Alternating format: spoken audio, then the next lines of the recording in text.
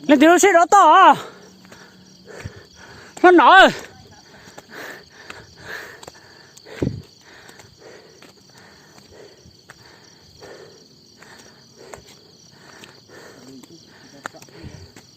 phát nào lên thì nó sẽ đỏ to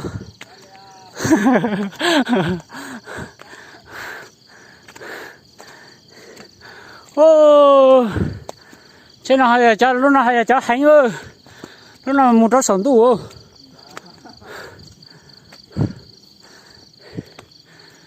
này sao rồi cho mấy con nó cái ăn chín tỏ tính cái gì tôi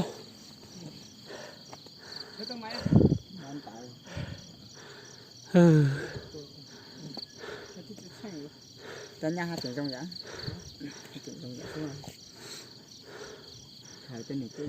mình sẽ tên nó từ tàu số tùm không từ lúc mai hành lùa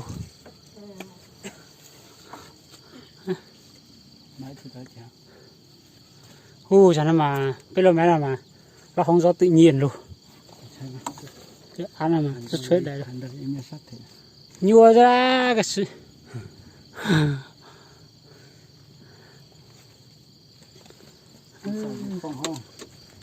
ui xích cỏ tới ăn tán tên nó thứ nhất chỉ có hai cách. Thứ nhất mình phải cho tất cả mà nó cho mình nhớ cho khi tao lúc là xài hơi với bao nhiêu con sa từ lúa à là xong rồi thì con sa để áp từ lúa tới sáng nào nữa tới sáng rồi con số thì là tới sáng tha thì con số đấy tiền tha tới thực tiên mà thực tiên bắt là nắn lẩu lắm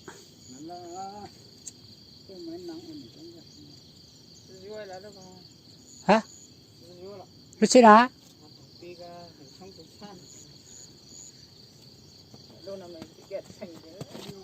mấy thứ đó chả mấy thứ đó ta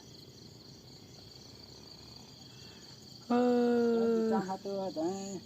nụ hạt chán rán rán lên hạt chán lấy tôi tự tin chán chỉ nó một chế hơn so với bảy mà cả so với bảy nhất thì biết được bảy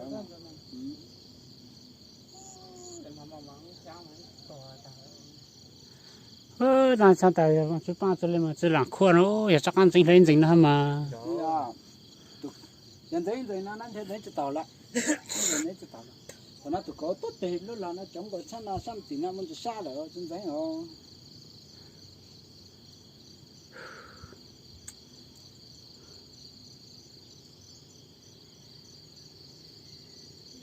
mình lấy chơi tao xem hả lấy chơi tao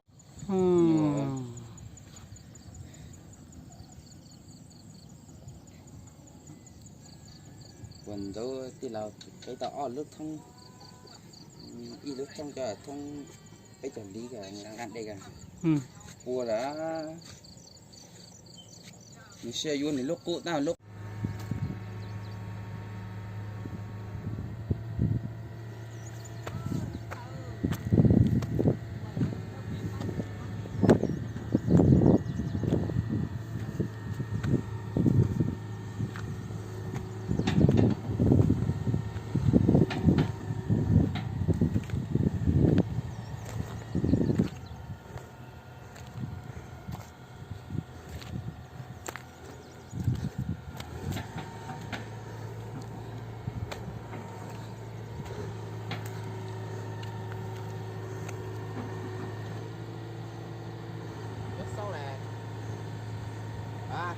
rồi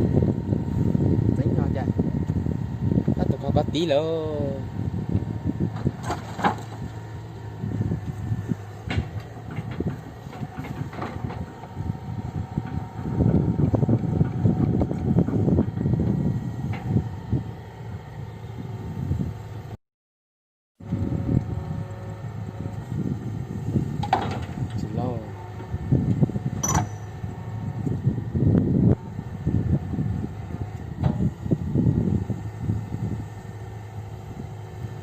nó giờ một khớp phải lo khó tôi xí ra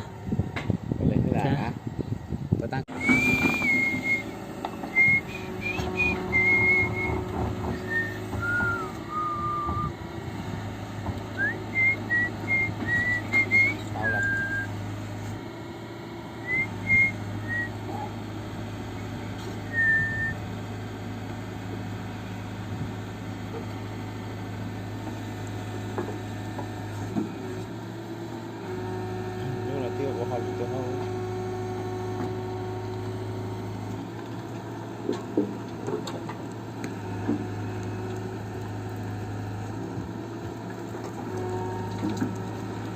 Ui,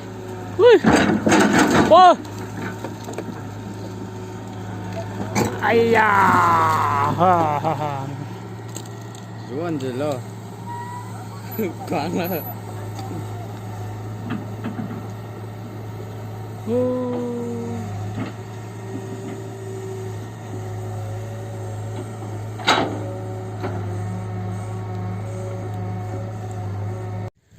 hôm nay là ngày đáng nhất ở trong đời nhá. Nhìn nhá. chỉ có hai lũ lũ là chỉ điều. Sao nó chỉnh luôn su. Hai anh em nó ngủ đây, thằng em nó đi chưa. Cho nó đứng được lại chôn luôn.